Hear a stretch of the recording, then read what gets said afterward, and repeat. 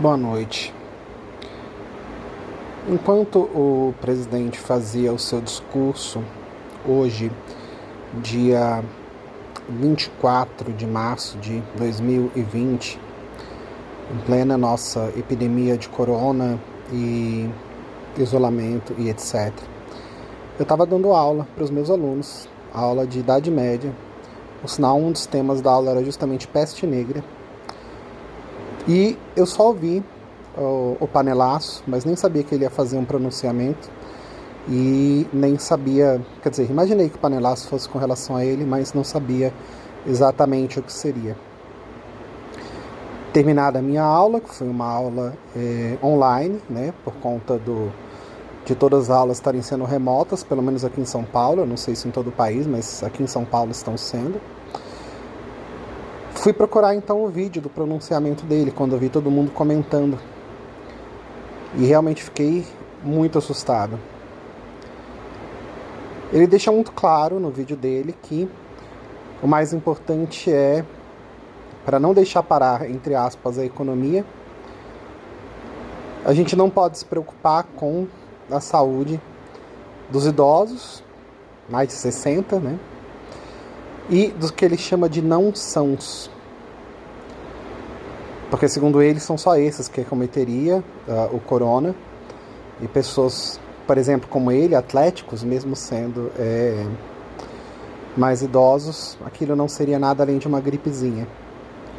Eu não vou falar sobre o corona, tanto que eu não sou especialista nenhum em medicina. Minha especialidade é a Idade Média. Eu sou professor de História, professor universitário de História.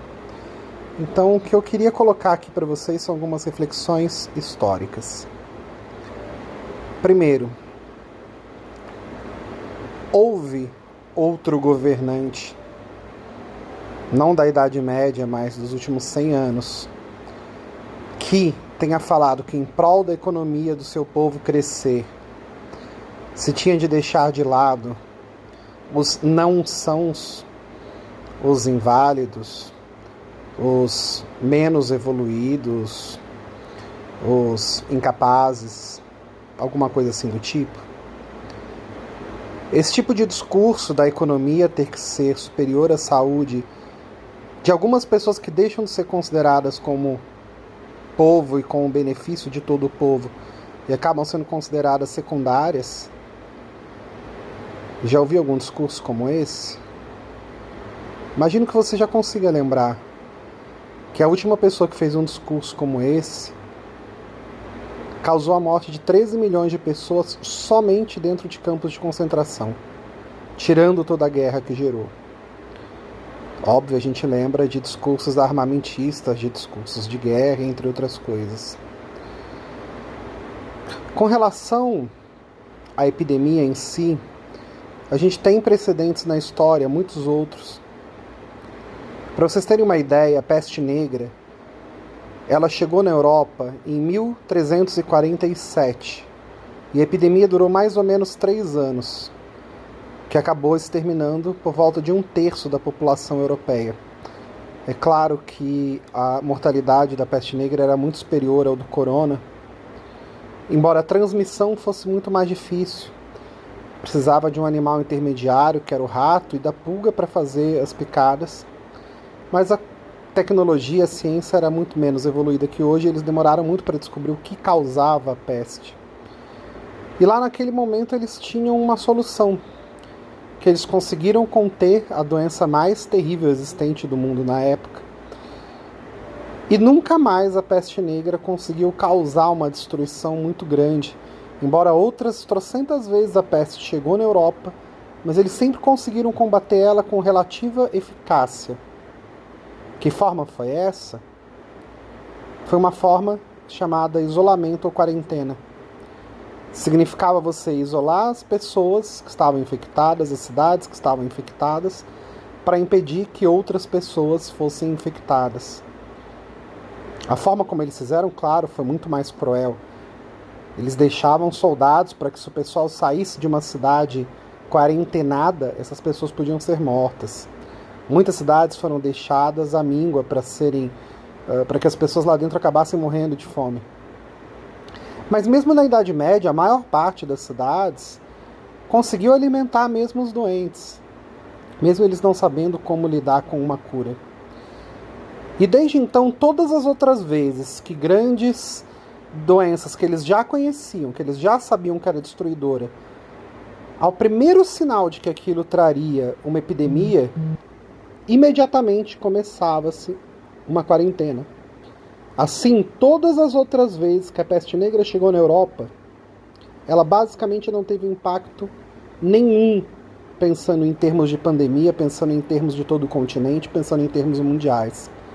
Sim, houve momentos em que eles foram acometidos por outras doenças que eles não conheciam, que eles não sabiam que deveriam ser tão perigosas assim, e demoraram para agir com a quarentena. E essas acabaram causando outras grandes destruições. Ou doenças que eram transmitidas de formas não previstas por eles, como foi o caso da cólera, a gente tem a epidemia de varíola. Mas o fato é que eu, como professor de Idade Média, óbvio que eu não tenho todo o conhecimento de toda a história, assim como nenhum especialista tem todo o conhecimento da sua área de especialidade, mas eu não consigo pensar em nenhum rei medieval que tenha ordenado o fim de uma quarentena dentro do seu próprio reino. Porque todos eles sabiam da importância tão gigantesca daquilo para impedir que a doença se espalhasse e atingisse a todos. Para vocês terem uma ideia, por volta de 1660, na Inglaterra, começou uma epidemia em Londres. E como era a capital, e eles tinham muito medo que aquilo permitisse estragar a economia, eles resolveram, em vez de quarentenar toda a cidade de Londres, fazer isso por bairros. O que acontece? Se espalhou. E foi a pior epidemia que a Inglaterra viveu. Talvez pior até do que a própria peste negra, mas pelo menos a pior dos últimos séculos até então. Quando teve a epidemia de gripe espanhola, mais ou menos 100 anos atrás, no meio da Primeira Guerra Mundial, muito antes da invenção de televisão, internet, computadores, etc., as pessoas acreditavam muito na ciência da época, porque tinham sido feitas invenções fantásticas, como vacina, como antibióticos, como radiografia. E no meio de uma guerra mundial, quarentenar parecia algo meio difícil de se pensar, de se estruturar. Toda aquela experiência que tinham tido de doenças antigas meio que ficou para trás. E só pensaram na ideia da quarentena muito tarde. O que aconteceu? A pior pandemia da história, 50 milhões de mortos. Aí eu me pergunto, se todos os médicos, todos os cientistas, todos os líderes de todos os países, de alguma forma estão adotando a quarentena, se até mesmo Trump, nos Estados Unidos, que ridicularizou essa doença, percebeu a importância de estar adotando a quarentena também, e até os Estados Unidos também está nessa situação, alguém que acredite que esse presidente tem mais conhecimento do que todos os médicos, todos os líderes mundiais, todos os professores universitários, todos os cientistas do mundo, só pode fazer isso através de uma coisa que eu chamaria de idolatria. Não existe nenhuma outra palavra que eu conheça no mundo que possa definir uma postura tão mente fechada ao ponto de se acreditar num líder infalível e no que ele fala, em detrimento de todos os especialistas, de todos os líderes, de todas as outras pessoas do mundo. E você prefere acreditar naquele um. Ele chamou como não sãos as pessoas que seriam os chamados grupos de risco. Você sabe quais são esses grupos de risco? São os idosos com acima de 60 anos, mas não são só eles. São todas as pessoas que têm asma, todas as pessoas que têm diabetes, todas as pessoas que têm problemas cardíacos, todas as pessoas que têm que tomar remédio de uso contínuo, como a cortisona. Quantas pessoas você conhece que estão em algum desses considerados não sãos e que não deveriam ser considerados importantes pelo nosso presidente em detrimento da economia. Pais, avós. Quantas pessoas você conhece que tem asma? Quantas pessoas você conhece que foi fumante por mais de 10 anos? Quantas pessoas você conhece que tenham alguma das doenças que eu citei? Isso porque eu não citei todas. Eu sou uma dessas pessoas. Faço uso contínuo de cortisona e tenho asma. Já tive 9 pneumonias. Quer dizer que eu sou considerado pelo presidente um não são? Eu trabalho 64 horas por semana. Isso dá manhã, tarde, noite e fim de semana. Tenho 40 anos e trabalho desde os 18. Nunca passei um momento que seja sem trabalhar. Talvez, se fosse na Idade Média, eu tivesse morrido de asma já, há muito tempo. Mas eu não me considero um não são. Eu me considero uma pessoa extremamente ativa na sociedade. Já tive o meu comércio, já fui microempresário, já tive a minha loja. Já tive outras profissões. Atualmente, além de ser professor, eu trabalho com memória empresarial. E para todos os clientes e para todas as pessoas com quem eu me relaciono, acho que nenhum deles olha para mim e me considera como um não são. Alguém que pode ser descartado em prol da economia funcionar melhor. O presidente citou no fim dizendo que 90% não teria reação nenhuma ao vírus. É um dado completamente errado por todos os outros locais onde essa doença já aconteceu, com climas mais semelhantes ao Brasil ou não. E detalhe, o clima da Itália é bem parecido com o do Brasil, se a gente for comparar com os outros países aí. Talvez seja um dos mais parecidos na Europa que a gente tem com o clima brasileiro. É diferente? Claro que é, mas não é tão diferente assim. A concentração populacional da Itália é muito parecida à concentração populacional dos grandes centros urbanos brasileiros, como São Paulo, Rio de Janeiro, nosso litoral e etc. Então, no final das contas, quantas pessoas que você conhece diretamente que ele está chamando de não sãos e que poderiam ser descartados? A última vez que a gente teve uma epidemia que era considerada algo besta no início, porque era uma gripe, que era a gripe suína, exterminou 50 milhões de habitantes. Numa época que a população do Brasil era de 50 milhões. Imagina, uma doença hoje em dia, com a população muito maior, conseguir exterminar um número tão grande de pessoas. Ah, mas o número total de mortes ainda é muito pequeno. É, porque a gente ainda está na curva de ascensão. Você sabe que demora até 15 dias para que depois que você seja contaminado, comece a aparecer o primeiro sintoma? Você sabe o que significa? Que nesse tempo você já está contaminando outras pessoas se você está contaminado? Você sabe o que significa que você está ouvindo esse vídeo agora? Pode ser que uma pessoa que você encontrou 13 dias atrás tenha te passado o vírus, você já está há 13 dias com esse vírus sem saber, contaminando outras pessoas? Se o corona não é a pior das doenças em termos de mortalidade, embora basta se olhar um pouquinho os relatos que você vai ver que o negócio é muito assustador. Muitas pessoas são mantidas vivas, presas a um respirador e em coma induzido. Muitas, um número muito maior do que o número de mortes. Muitas pessoas que se recuperaram com danos permanentes ao pulmão. E a grande maior parte das pessoas está em condição de internação hoje. Não conta como morto, mas também não pode considerar como não morto, porque a gente não sabe o que vai acontecer com eles. Qual a porcentagem de quem ficou doente que hoje em dia está internado ligado a um respirador? Agora pensa que, se o número de infectados é infinitamente maior ao número de infectados confirmados, por essa janela de 15 dias, imagina quantas pessoas não vão estar infectadas daqui a 15 dias sabendo que estão. E quantas outras vão estar infectadas sem saber que estão. Por isso a importância tão grande do isolamento. A peste negra também era uma doença que demorava muito para aparecer os primeiros sintomas e por isso foi tão difícil eles lidarem com ela. Por isso inventaram a ideia da quarentena, que, como o próprio nome diz, seria 40 dias. Ah, mas e a economia?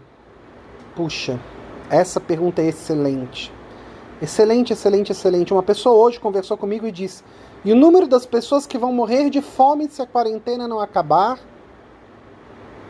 Será que não é maior do que o número de pessoas que vão morrer da doença? E aí entra um outro aspecto. Veja qualquer um dos outros países que estão com o corona. O que os líderes desses países fizeram? Até o Trump, que ridicularizou a doença no começo. Todos eles inventaram uma forma do governo assumir a economia. Nos Estados Unidos, $1.000 por habitante. França, Itália, Alemanha, subsídio aos salários de até 85%. Cancelamento de impostos. No final das contas, óbvio que a economia vai quebrar, e óbvio que a única forma da economia não quebrar é o governo assumindo. Mas se todo mundo voltar a trabalhar, a economia não quebra. Será que não? Você coloca todo mundo para trabalhar de novo e lota todos os hospitais e faz os hospitais deixarem de funcionar. Todas as pessoas que ficaram doentes não conseguem atendimento. Todas as pessoas que tiverem outras doenças não conseguem atendimento porque os hospitais vão estar lotados. Isso não vai quebrar a economia? Aí eu volto à parte da economia em si. Muita gente diz que nos outros países eles podem criar esses subsídios, mas o Brasil não tem dinheiro para isso. Bem, primeiro, quem falou isso está muito desinformado. Estados Unidos, por exemplo, tem a maior dívida do mundo. A dívida deles é maior do que o PIB deles, e o PIB deles é o maior PIB do mundo. Essa dívida é para quem? Para credores de título de dívida pública, para bancos. Até a China é credor dos Estados Unidos. Eles estão devendo dinheiro até para o governo chinês.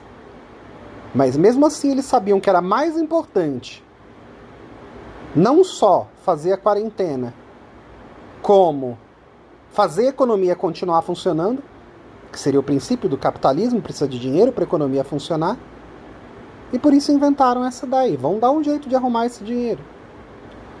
O governo brasileiro, se fosse pagar, olha, a gente tem 200 milhões de habitantes. Se a gente pegar esses 200 milhões e multiplicar por R$1.000 para cada um deles, 200 milhões vai dar 200 bilhões. Nossa, puxa vida, onde que o governo vai arrumar esse dinheiro? Se fosse dar para cada habitante mesmo esse dinheiro, porque normalmente se pensa em famílias, normalmente se pensa em outras formas, mas ainda que fosse isso, esse valor é praticamente 3 vezes menor do que a gente está pagando de juros para os bancos. Com a nossa arrecadação de mais de R$1 trilhão, mais da metade disso vai para juros dos bancos. Mas se deixar de pagar juros dos bancos, a economia vai à falência. Mas se deixar de pagar salário para as pessoas, como a medida provisória que o Bolsonaro criou ontem, a economia também vai à falência. Mas se uma boa porcentagem da população ficar doente e não tiver hospitais, se isso causar o caos social, porque imagina quando todo mundo começar a morrer porque não tem hospital. Imagina que o nível de mortalidade vai ser infinitamente maior porque não vai ter respirador para esse pessoal todo, não vai ter hospital para esse pessoal todo.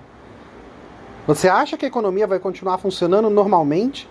Você acha que as pessoas vão normalmente ir trabalhar enquanto o pai, enquanto os parentes diabéticos, ou com asma, ou com qualquer uma dessas doenças vão estar morrendo?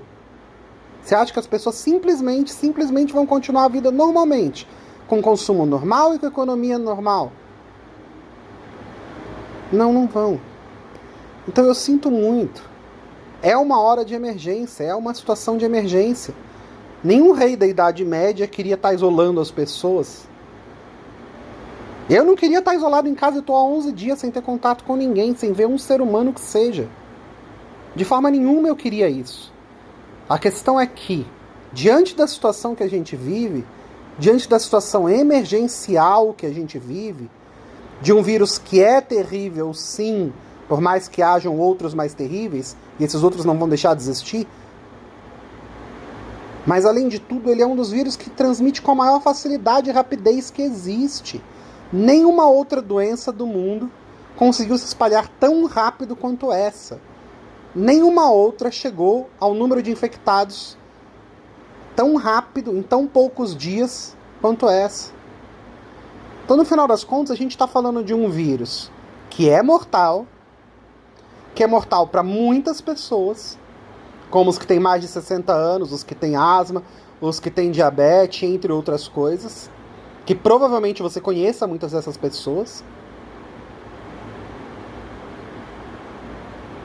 E além disso, o vírus que se difunde da forma mais rápida que tem.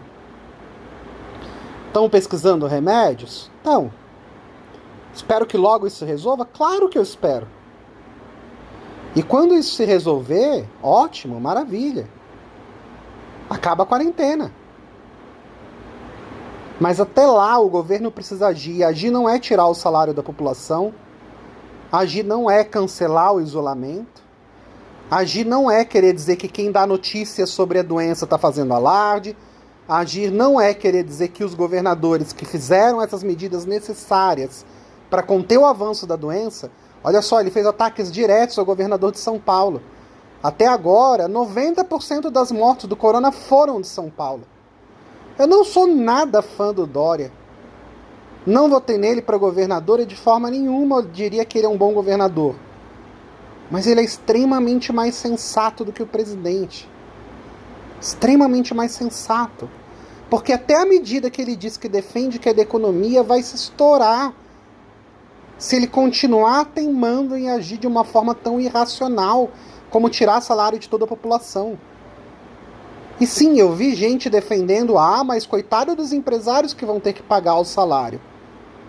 Primeiro assim, me parece inimaginável alguém ser em favor de que se cancele o seu próprio salário por 4 meses. Mas faz todo sentido, realmente. Os empresários vão acabar quebrando também. Pelo menos os micro e pequenos empresários, com certeza. Os grandes eu acho improvável. Mas eles vão acabar quebrando também. Por isso é tão importante uma ação governamental. De forma nenhuma eu estou sustentando que esses micro e pequenos empresários, ou nenhum deles, tenha que pagar salário sem as pessoas trabalharem porque elas vão estar isoladas. Embora muitos trabalhos deem para fazer home office, muitos não dão. Eu dar aulas, por exemplo, eu estou fazendo home office. E outros trabalhos também. Mas eu sei de muitos trabalhos que não tem como. A questão é que é uma situação de emergência. O governo precisa assumir isso.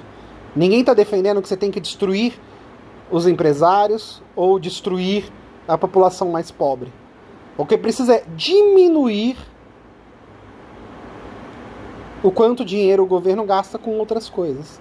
Como, por exemplo, juros bancários. Mas vamos fazer os bancos falirem? Se eu quiser comparar duas situações catastróficas, uma delas ocorrida em 1918, que foi a gripe espanhola, e outra ocorrida em 1929, que foi a quebra da Bolsa de Valores de Nova York, a maior crise financeira que já tinha existido até então, as duas foram catastróficas, as duas trouxeram muita destruição. Só que a gripe espanhola matou muito mais gente. E a quebra da Bolsa foi uma coisa extremamente mais complexa do que 2 meses que os bancos demorassem para receber o seu pagamento de juros. Porque essa epidemia não vai durar para sempre. A questão é que esses 2 meses agora são fundamentais, são essenciais. Por quê? Porque é justamente o tempo em que se precisa para que quem está isolado, se está com o vírus, vai perceber que está com o vírus e vai para o hospital. Quem não está com o vírus, ótimo, está isolado, não está com o vírus. Mas o brasileiro aproveitou para ir para a praia. Mas nem todo mundo está respeitando a quarentena. É uma droga, concordo com vocês, é um absurdo quem não está. Quem aproveitou da quarentena para fazer qualquer outra coisa. Concordo plenamente, é uma crítica super válida. Agora você vai quebrar a quarentena de todo mundo porque alguns não respeitaram? Tirando que, se vocês viram esses dias imagens de pessoas próximas de vocês, porque nem todo mundo está em casa, As próprias pessoas que foram para o trabalho, ou que tem algum conhecido que foi para o trabalho, trabalha na área de saúde, por exemplo, ou trabalha na área de mercados, alimentos, etc., viu as ruas muito mais vazias, os trens muito mais vazios, o transporte público muito mais vazio. As pessoas estão muito mais distantes umas das outras. Ou seja, a contaminação está muito menor. Mesmo com pessoas quebrando a quarentena. Agora, se você forçar todas as crianças a voltarem para a aula, se você forçar todo mundo a voltar para as aulas presenciais, se você forçar todo o comércio a abrir de novo, se você forçar todas as pessoas a voltarem na rua de novo, o pico de explosão dessa doença vai voltar na mesma proporção. Não, vai voltar muito maior, porque tem muito mais gente infectada. Você não vai conseguir isolar os casos. É uma situação emergencial de 1, 2, 3 meses. Não sabe exatamente quanto tempo isso vai durar. Outros países não falam de uma duração específica exata. Eles sabem que isso pode durar alguns meses. Quanto mais tempo demorar, mais chance tem da vacina já ter sido criada, da cura já ter sido criada. Até a cura que o próprio Bolsonaro sugeriu, que está sendo testada, até ela vai poder talvez ter sido mais aperfeiçoada. Então sim, é um momento emergencial que o presidente deveria estar tomando responsabilidade de um líder, coisa que ele, em geral, não teve, em momento nenhum. Para e pensa algumas coisas. Eu cheguei a fazer uns vídeos, umas lives no Facebook, na época das eleições, mostrando a minha imensa preocupação em que ele fosse eleito. Ele foi eleito. Idólatras dele continuam falando em PT, sei lá eu por quê, que não está no poder mais há um bom tempo. Naquela época já enganaram o povo fazendo acreditar que só existia duas opções, ou Lula ou ele. Lula que nem era candidato, mas tudo bem. A questão é que, olha só, nesse 1 ano e pouco que ele está no governo, todos os incêndios que a gente teve na Amazônia, ele conseguiu culpar Leonardo DiCaprio e as ONGs. O maior derramamento de petróleo da história do país, afetando quase todas as nossas praias. E ele conseguiu culpar os comunistas. Por mais que ele tenha comemorado o crescimento da economia, esse crescimento nunca foi lá muito forte. E depois as bolsas desabaram, e a bolsa brasileira foi a que mais desabou nessa época de corona. Desabou mais do que a da Itália, que era o grande pico de tudo isso. Mais do que a da China, mais do que a de outros países tantos. O dólar estourou. Nunca baixou, como falaram que teria baixado. Ou seja, mesmo pensando em aspectos de economia, porque sempre falaram, o foco dele vai ser a economia. Mesmo pensando em foco de economia, deixando de lado as questões sociais, não adiantou de nada. A gente teve situações catastróficas. Esse presidente desrespeitou todos os professores. Chamou os professores universitários de maconheiros, de drogados. Fez várias ameaças de morte a pessoas. A família dele está ligada às milícias. Morreram várias pessoas que eram testemunhas nesses casos. E vai morrer muito mais gente. Porque a mente dele é tão fechada, mas tão fechada, que nem as próprias grandes empresas que queriam as reformas que ele colocou estão acreditando mais que isso vai estar funcionando. A não ser um ou outro, que sei lá eu porquê, acabou se tornando idólatra dele. E a gente vê coisas horríveis. Devia se cancelar nunca mais ninguém na empresa de uma pessoa que fala: a minha empresa precisa continuar funcionando, pouco me importa se morrerem milhares de pessoas. No mínimo que deveria fazer é todo mundo parar de consumir nesse local.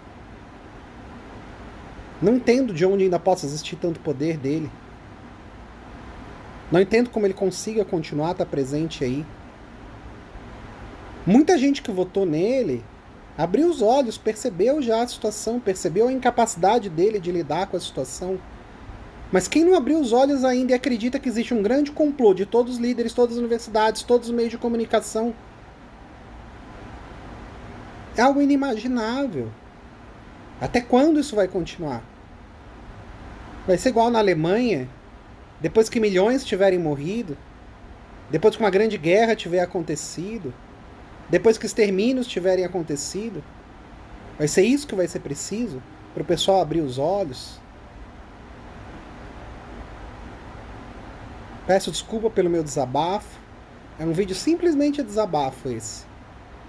Tentei fazer como live no Facebook para não colocar aqui no YouTube, mas sei lá eu por qual motivo não consegui. Acho que tinha gente demais fazendo live lá. E se alguém, por acaso, ouvir, quiser comentar, comenta por favor no Face, porque eu nem vou olhar comentários aqui do YouTube, que eu sei que robôs dele vão logo começar a metralhar esse meu vídeo aqui.